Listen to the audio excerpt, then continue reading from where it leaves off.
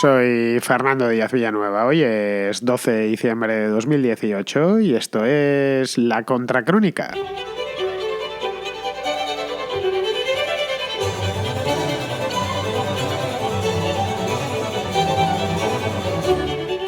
La primera ministra británica, Theresa May se llama, eso ya lo sabemos todos, se embarcó ayer en un agónico viaje por varias capitales europeas para tratar de salvar in extremis su acuerdo del Brexit. Digo agónico porque fue corto en tiempo, pero muy largo en kilómetros. El acuerdo, que es este acuerdo del que ayer intentó salvar como pudo sin conseguirlo, que dentro del Reino Unido nadie quiere, y que fuera se lo han firmado por pura compasión. May estuvo a lo largo del día de ayer, del martes, solo una jornada, estuvo en Holanda, es donde empezó la tournée, la continuó por Alemania y la terminó en Bélgica. Y si no visitó París, Roma o Madrid, pues se debió básicamente a que el día no tenía más horas, no daba literalmente tiempo, y después de haber visitado estas tres capitales europeas se volvió corriendo a Londres.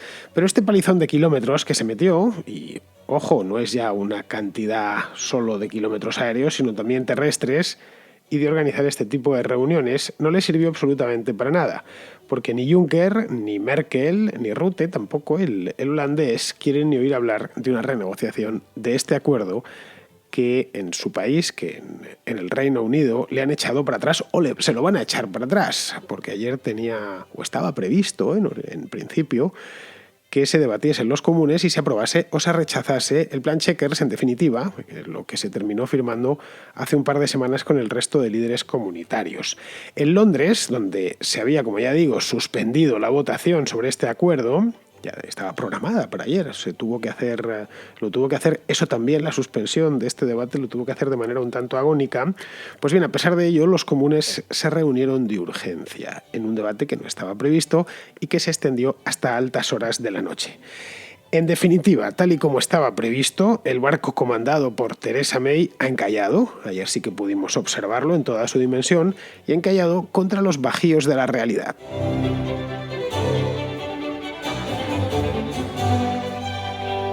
Lo de Theresa May a estas alturas no sé si da más pena que risa o más risa que pena. Ayer se marcó un periplo bastante patético a mi juicio por media Europa sin que le hiciesen demasiado caso. De hecho, no le hicieron ningún caso, la recibieron en los respectivos palacios presidenciales porque no les quedaba más remedio, porque a fin de cuentas es la primer ministra británica. Estuvo primero desayunando en La Haya con Mark Rutte, que es el primer ministro holandés, luego comió en Berlín con Angela Merkel y ya para terminar tomó el té en Bruselas con Juncker, presidente de la Comisión Europea. En los tres sitios le dieron mucha sonrisa, mucho apretón de manos, hay fotografías al respecto, podréis ver que no me invento nada, y ya está, eso fue todo. No quisieron hablar nada de lo que ella quería hablar. Ella iba exactamente a que, como mínimo, Juncker y Merkel, pero especialmente Juncker, le diese, aunque fuera solo la esperanza de que se iban a sentar de nuevo a renegociar el acuerdo que ella misma había tardado 1 año y medio en llevar hasta Bruselas. Y lo había llevado como un acuerdo de consenso dentro del propio Reino Unido. Es normal que ayer Juncker se quedase un poco sorprendido, diciendo, bueno, pues vino a decir, esto no tiene mucho sentido, esta mujer nos ha hecho esperar mucho tiempo, estamos acercándonos ya peligrosamente a la fecha de salida, nos trae el acuerdo, tenemos que reunir a los 27 países miembros, los tenemos que reunir aquí, tienen que venir todos a firmar este acuerdo, supuestamente es un acuerdo que viene de las Islas Británicas con todas las bendiciones, y ahora resulta que no tiene ninguna de las bendiciones y se encuentra ella misma con la obligación de suspender una reunión, un pleno parlamentario. Yo la verdad es que ayer mientras estaba con estuve hasta un rato viendo a través de La Vanguardia, que lo dio en directo, a través de internet obviamente, estuve siguiendo el debate parlamentario que se improvisaron los comunes. Me dio por pensar que si Thatcher levantase la cabeza y viese este ridículo tan espantoso, es que se volvía a la tumba de cabeza. A Thatcher la temían y la respetaban mucho. A May la tratan con compasión, esa compasión que se dispensa a los parientes, no digo ya pobres, pero sí esos parientes con problemas de juego o que están recién divorciados y les van a sacar hasta el hígado, que uno les trata pues Con pena, obviamente, con algo de compasión, pero que no está dispuesto a darles mucho más. Es bueno, ¿qué le vamos a hacer si en el fondo te has arruinado porque tenías demasiada afición a la ruleta? Lo siento mucho, le das unas palmadas en la espalda y le pides que por favor no vuelva a pisar un casino. Bueno, pues algo así es la cara que le estaba, el apretón de manos que le dio Merkel era muy representativo. Lo podéis ir a buscar a internet.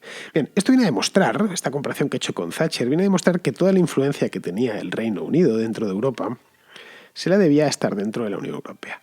Punto. Por eso Thatcher no solo fue partidaria de entrar en la Unión Europea, ya allá por el año 73, cuando ya ni siquiera era primer ministro, era una simple ministra y diputada, había sido ya diputada desde hacía años. Después, posteriormente, a pesar de que era muy euroescéptica y siempre que podía se quejaba y echaba pestes de la Unión Europea, nunca fue partidaria de salir completamente. Muchos se preguntaban, ¿por qué no pide esta mujer que tanto critica? La Unión Europea no existía entonces, sino la Comunidad Económica Europea. ¿Por qué no pide ya abiertamente que el Reino Unido salga de ahí? Pues porque Thatcher tendría otros defectos, muchos, como todo ser humano, pero el de ser estúpida no lo tenía de ninguna manera. Sabía perfectamente que el poder estaba ahí, en permanecer dentro con unas condiciones especiales. Condiciones que ella podía imponer como segunda economía de la Unión Europea que era y que sigue siendo todavía el Reino Unido. No es lo mismo que te venga un país pequeñito como puede ser Lituania a pedirte condiciones especiales, que evidentemente no se le va a hacer caso, a que las pida un país importante. El segundo más importante, desde luego, desde el punto de vista económico de la Unión Europea. Y lo fueron consiguiendo un montón de privilegios que ninguno, y de excepciones que ningún otro país, de las que ningún otro país disfrutaba.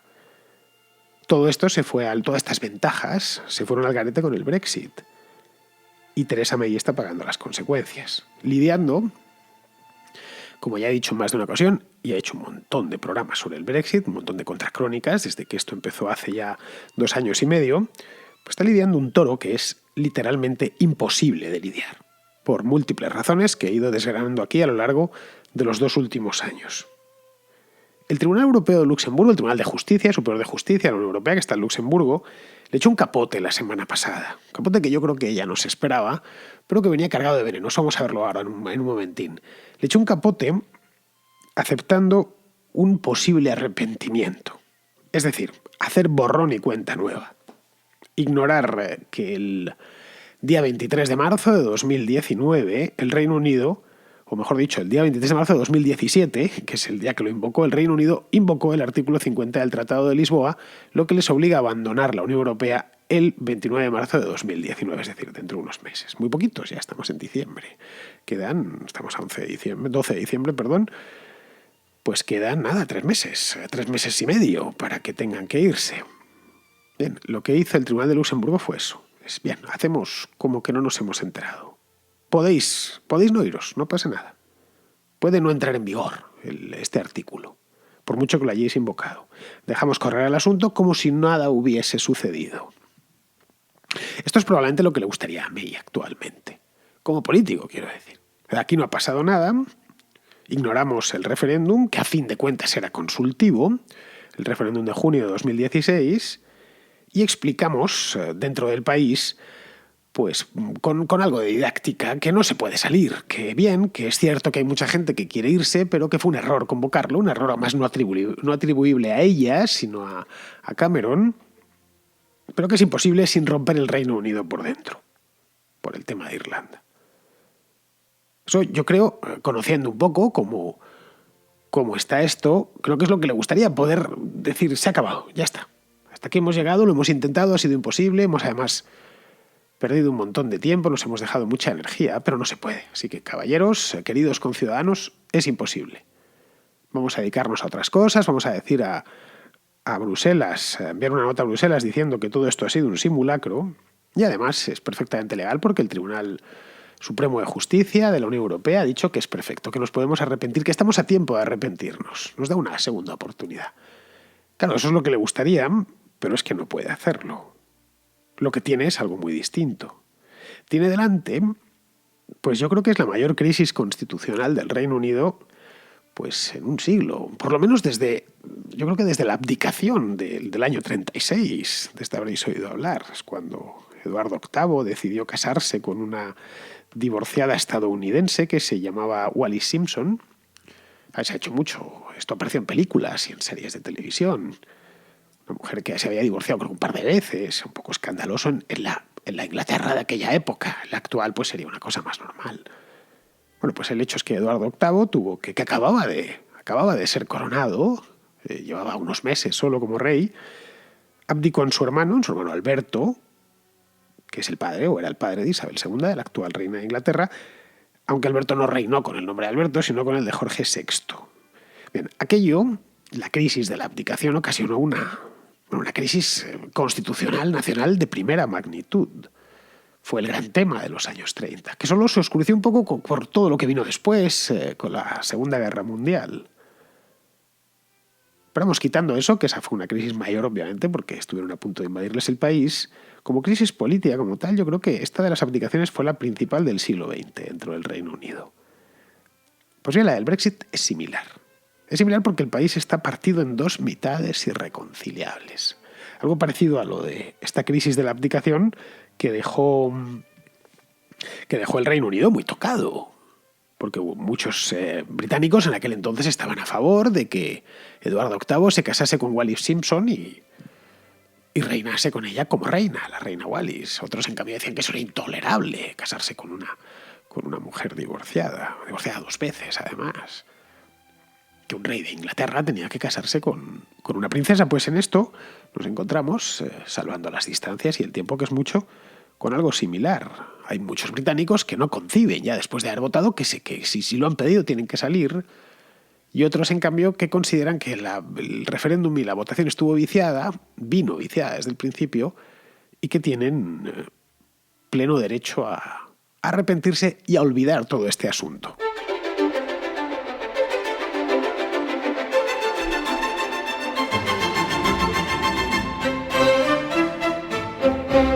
El hecho, y en esto no creo que haya muchas interpretaciones, es que, porque es un hecho que está ahí a la vista de todos, es que Theresa May lleva año y medio elaborando un acuerdo de salida ordenada, el famoso Chequers, aunque al final el Chequers que han terminado firmando los líderes europeos ha sido un Chequers atenuado y con muchas excepciones. Sobre todo ha sido un Chequers, dejémoslo para mañana, porque buena parte de ese acuerdo ya lo veremos en el periodo de transición. Bueno, este Chequers, con el acuerdo de Chequers, el acuerdo final, no aprobado por el Reino Unido todavía, pues por los comunes, quiero decir. Este contempla la permanencia en la Unión Aduanera, os lo he comentado desde julio, desde que Theresa May lo presentó allá por el verano. Contempla también que la frontera irlandesa permanezca abierta y así ese nudo gordiano lo deshace.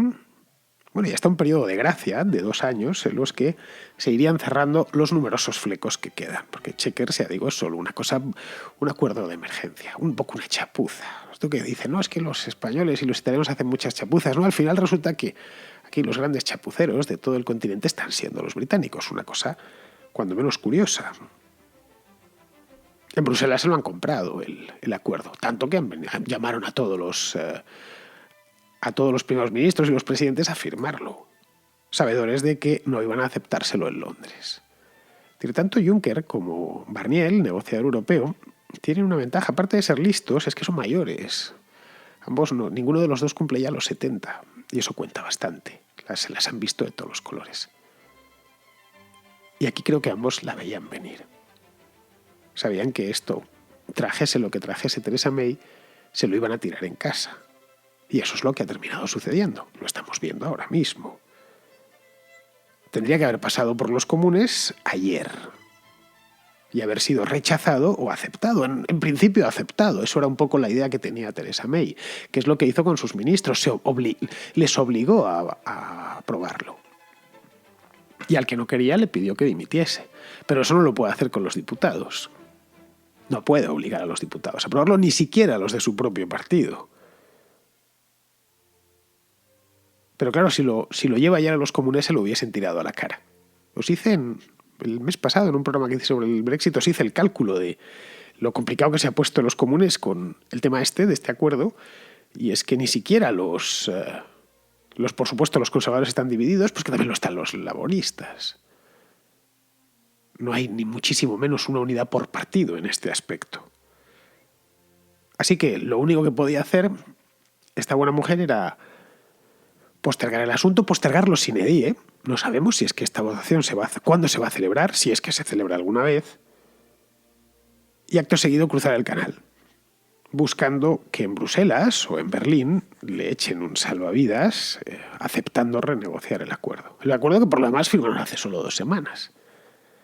Bien, lo que le echaron fue una piedra al cuello, según pudimos ver, con mucha elegancia, porque a esos niveles de la política las cosas se hacen muy parecidas a la mafia, todo con una sonrisa.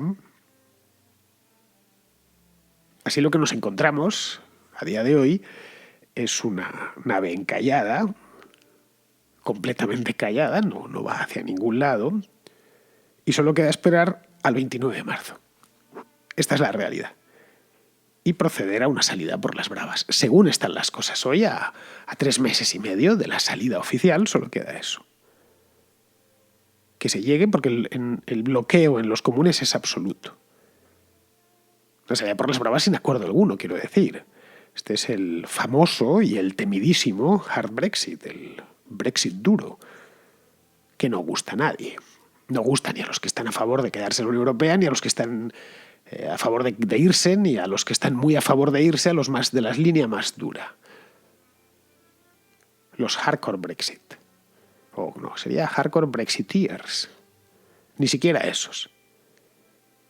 Bien, en ese punto podría Theresa May, si es que sigue siendo primer ministro dentro de 3 meses, allá veremos si llega a Navidades, al paso que va, y después del fracaso de ayer, podría suspender la salida.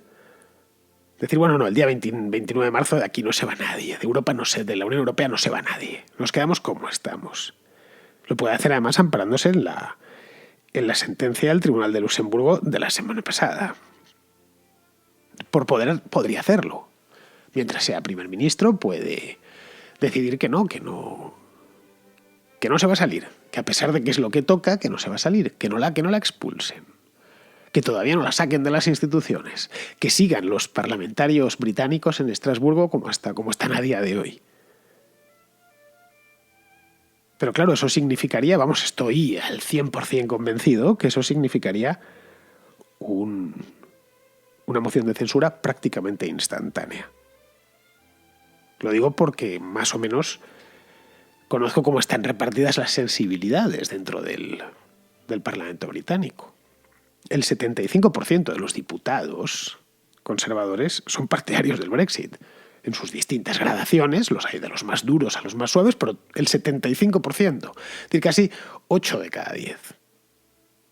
Y entre los laboristas en torno al 50-60%. Es decir, más de la mitad de los diputados laboristas de Jeremy Corbyn son partidarios del Brexit, de nuevo en sus distintas gradaciones.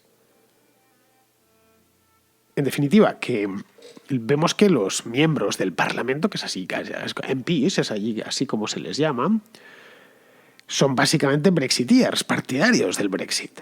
A pesar de que la sociedad británica, como bien sabemos, no solo a través del referéndum, sino de las encuestas subsiguientes que se han ido haciendo, está aproximadamente al 50-50.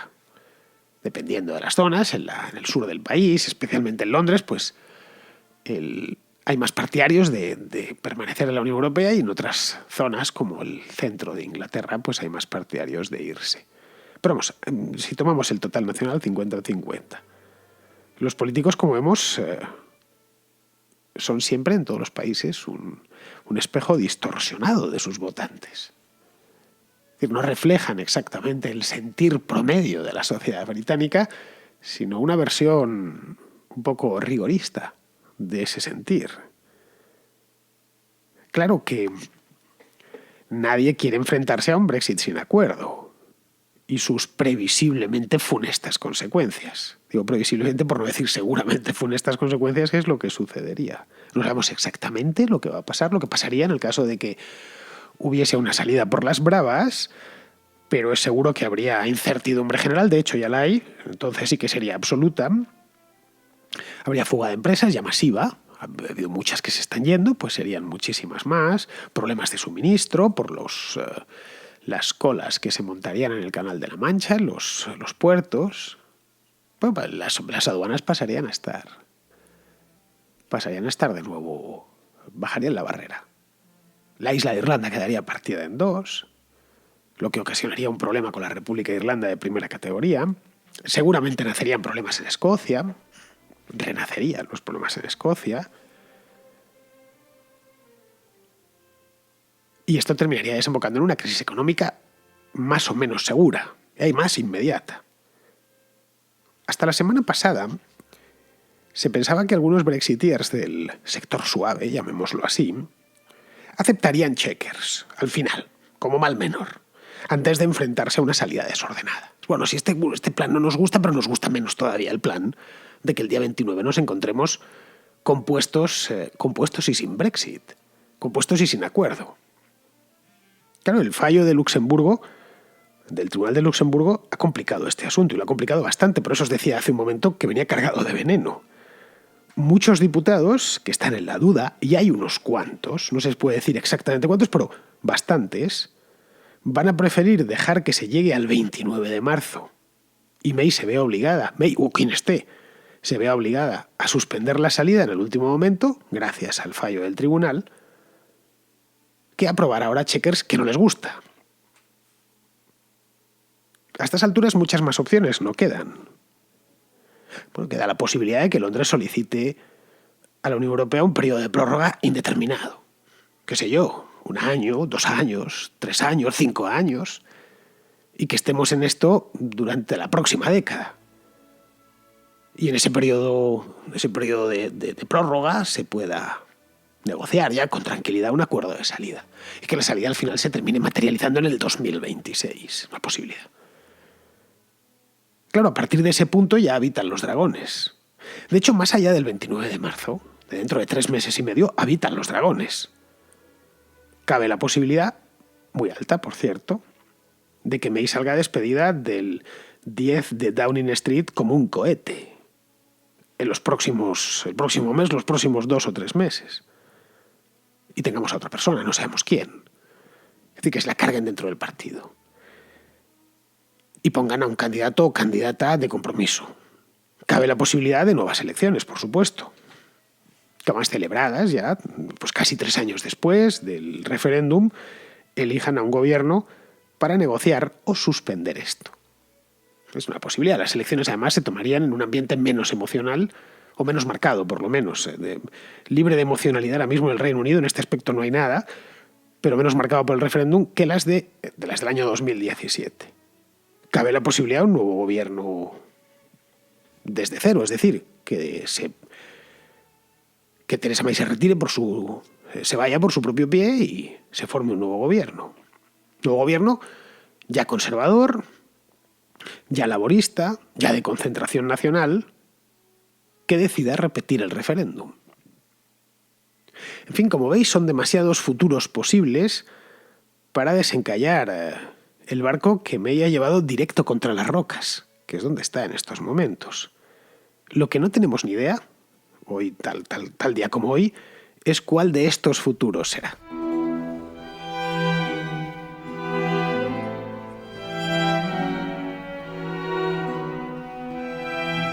Y hablando sobre el Brexit, Francisco, que es este oyente que tenemos en Gibraltar, nos cuenta lo malitas que están poniéndose las cosas por allá a causa del Brexit. Bueno, en mi empresa, que es una empresa famosa de betting, de la cual no quiero decir el nombre, pero está sufriendo bastantes daños por el tema del Brexit.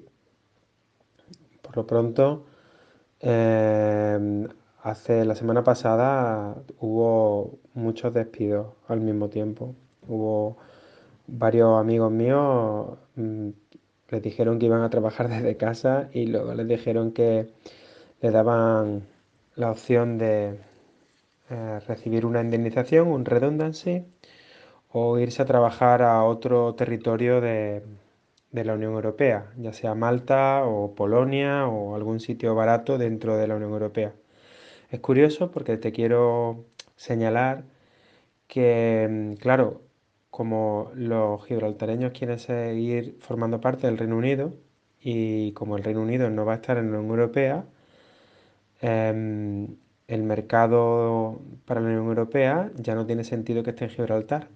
Es decir, que los gibraltareños, pese a que votaron no al Brexit, como también votan no a ser cosoberanía con España, se van a quedar fuera de la Unión Europea y por lo tanto esto va a significar como mínimo una pérdida de capital apabullante.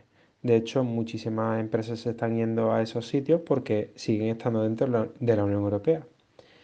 Lo que quiero decir es que es curioso porque si pones una balanza el comer o ser rico y en el otro lado de la balanza pertenecer a España, pues ellos prefieren ser pobres, parece ser que ser españoles, lo cual es un poco llamativo, ¿no? Vamos, creo yo.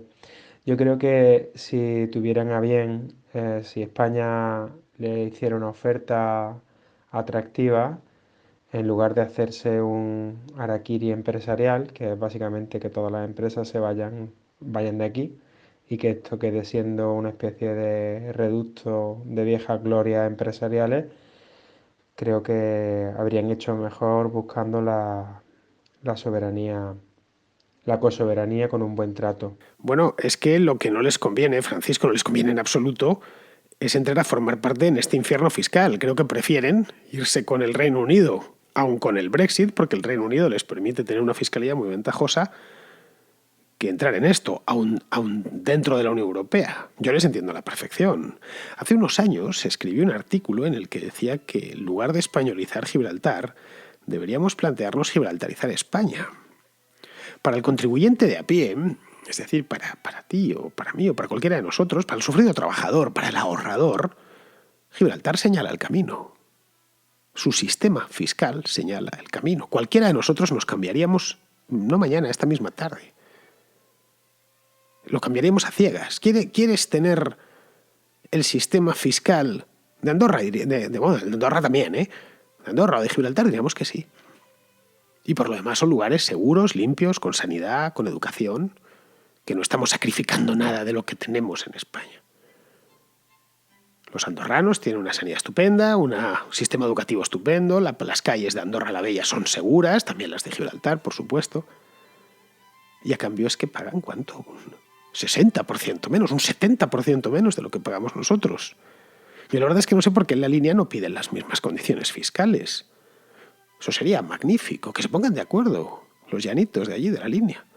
Luego las pedirían en otros lugares y así poco a poco iríamos desmontando el leviatán a mayor gloria de políticos, y no solo de políticos, sino también de su diligente burocracia, que a veces lo cargamos todos los políticos como si ellos fueran los responsables de todo, que en buena medida lo son, pero los más interesados en mantener el leviatán son los políticos y también los burócratas. Bien, cambiando de tema, Javier, que está en Londres, no tiene nada sobre el tema del Brexit, sino sobre otro asunto, tiene una cuestión sobre Jordan Peterson. Hola Fernando, una pregunta muy rápida para la contracrónica. Hace poco estuvo Jordan Peterson en España anunciando su libro 12 reglas para la vida. Y le he entrevistado en una charla Cayetana Álvarez de Toledo, y luego he visto que también un tío blanco hetero ha tenido una conversación con él y se ha podido ver en YouTube. Mi pregunta es, ¿por qué no le has pillado tú por banda? Que digamos que tenéis una buena sintonía en temas de pensamiento. ¿No le conoces? ¿No te atreves a entrevistarle en inglés? ¿O simplemente le has enviado la invitación y el tío pues no te la ha concedido? Un abrazo. Pues mira, Javier, no le entrevisté porque esto es un programa de radio y no se puede subtitular, simplemente por eso, no por el idioma. He hecho muchas entrevistas en inglés cuando trabajaba en la Gaceta, y no solo en la Gaceta, he hecho entrevistas en inglés cuando trabajaba en periódicos. Llevaba entonces la sección de economía y a veces entrevistaba a inversores, a banqueros, a empresarios que no hablaban español, les hacía la entrevista en inglés y luego pues nada, la traducía al transcribirla y la entrevista se publicaba lógicamente en español. Pero eso en un programa de radio no puedes hacerlo. Puedes hacer uno de televisión porque puedes o montar la voz, hacer el voiceover que se llama, le pones encima la voz en español, eso se hace bastante a menudo. y entre tanto estás viendo al tipo hablar, o puedes subtitularlo directamente. Una de dos, ya eliges. Lo de hacer el voiceover es más rápido, eso sí. Pero es que eso en un programa de radio no se puede hacer. Puedo estar preguntándole y tendría que poner dos voces por encima, dejar la voz por debajo, en fin, sería algo imposible de escuchar. Esa es la razón por la cual cuando he venido a España le he entrevistado en distintos sitios, digo, a Peterson y a otros escritores que vienen del extranjero, pero rara vez se les entrevista en las radios. No es por nada, es porque la radio tiene sus limitaciones, y una de las limitaciones que tiene es, a cambio tiene muchas ventajas, pero una de las limitaciones que tiene es esta, es este tipo de entrevistas o de contenidos que no están en el idioma de la radio, de la emisora de radio en cuestión. El de la Contracrónica, como sabemos, porque yo lo estoy hablando y vosotros escuchándolo, es el español. Pues bien, esa es la razón. Pero vamos, la entrevista que le hizo un tío blanco entero estuvo muy bien. La subtituló y ha funcionado estupendamente. No sé cuántos visionados llevará ya, pero lo menos 200.000, si no unos cuantos más. Un tío blanco entero le conoce muy bien, y a Peterson quiero decir, y le hacía mucha ilusión entrevistarle. Yo se le nota en la entrevista que está muy ilusionado y que está muy volcado. El libro, por lo demás, está muy bien. El libro, si lo leí, lo compré. No lo había leído en inglés, lo leí en castellano cuando lo sacó ahora. Lo ha sacado Deusto, y a ver si me lo traéis a la contraportada y lo podemos comentar. El libro me ha parecido un libro muy entretenido y muy agradable de leer. Muy bien, pues vamos a ir terminando. Ya vamos con Pizarro, que tiene su tema del día, por supuesto, sobre el asunto este de Arabia Saudí y su programa nuclear. En la disputa Saud versus ayatolás andan cautivos los iraníes y los árabes. Andan de cabeza en Oriente Medio en particular y en el mundo musulmán en general, y andamos pringados el resto del mundo. Es poco probable que alguno de los presentes vea el final del conflicto, pero a tiempo estamos de verlo amainar o recrudecerse. De momento, tras frenar los intentos de la teocracia chií por nuclearizarse militarmente, toca frenar a la teocracia suní en su intento de nuclearizarse militarmente, con la pega en esta ocasión de que mientras que los ayatolás no ocultaban su deseo de nuclearizarse para defenderse, los saud andan con el cuento de la energía alternativa. El caso es que Occidente ya eligió proveedor de petróleo y de negocios pingües hace mucho tiempo. No porque los saud fuesen menos malos, sino porque los ayatolás renunciaron al mundo en una maniobra autárquica que les ha costado la iniciativa, la reputación y un dineral incalculable. Ahora bien, si los saud se salen con la suya, la consecuencia solo podrá ser una: más pringue para todos. Un cordial saludo de Pizarro. Hasta aquí hemos llegado, queridos amigos. Ya sabéis, si queréis escuchar un gran programa de radio que cuenta con sus oyentes siempre, ya sabéis, ese programa es La Contracrónica, que volverá por aquí mañana. Así que yo también, por cierto, porque la Contracrónica, si no estoy yo, pues como que no hay programa, a pesar de que una parte del mismo se hace con vuestro concurso entusiasta. Muy bien, queridos amigos, hasta mañana.